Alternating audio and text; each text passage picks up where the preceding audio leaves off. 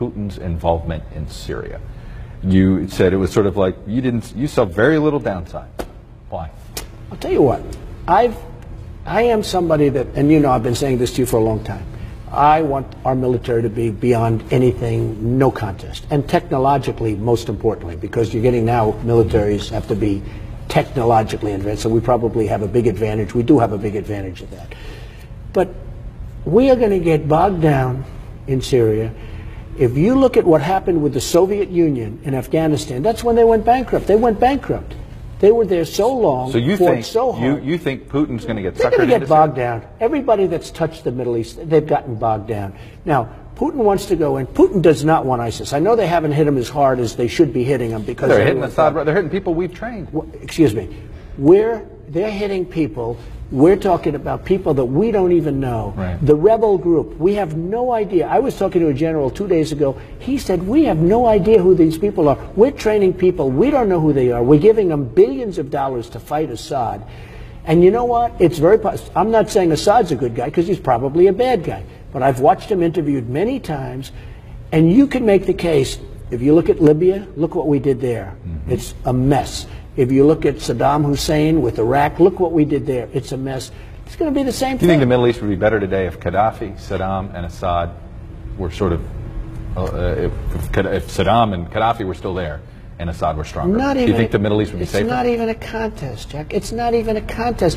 Iraq is a disaster. And so ISIS it'd be better off if Saddam were in charge. Don't forget, ISIS came out of Iraq. Right. It was like the leftovers that didn't get taken care of. Let me button this up. If Saddam and Gaddafi, you think things would be more stable? Of course stable? it would be.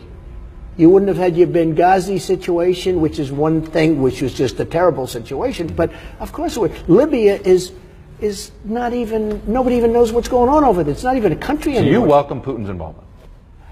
I like that Putin is bombing the hell out of ISIS, and it's going to be ISIS. I'll tell you what, Putin has to get rid of ISIS, because Putin doesn't want ISIS coming into Russia. Why do you trust him and nobody else does? I don't trust him. I don't trust him at all, other than we both got very good ratings the other night on 60 Minutes, because it was with me and Putin. Can you believe this? Of all there things, you go. right?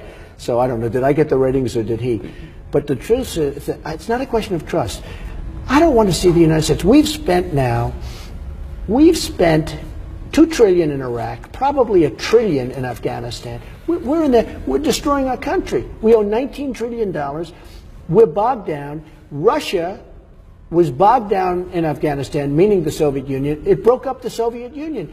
They're going to get bogged down. You watch. As sure as you're sitting there, and I'm the one that said don't do. See, you would Chuck, retreat. I said don't do Iraq. You would pull out of what we're doing in Syria No, right I'd now. sit back and this is not usually me talking, okay? Because I'm very proactive, right, as you probably know. I know. But I would sit back and let's see what's going on. Here's the problem to what you're saying in Syria. Mm-hmm. We are fighting Assad, and we're fighting for people and helping people that we don't even know who they are. And they may be worse than Assad. They may be worse, okay? They may be worse. And if Assad never happened, if you didn't have a problem in Syria, you wouldn't have the migration. You wouldn't be talking about all of these countries with what's going on in Europe. And now they're talking about taking 200,000 people that we don't even know who they are and bringing them to the United States. The whole thing is ridiculous. So I'm not justifying Putin. But you watch. He'll get bogged down there. He'll be there. He'll spend a fortune. He'll be begging to get out. Everybody that's gone to the Middle East has had nothing but problems.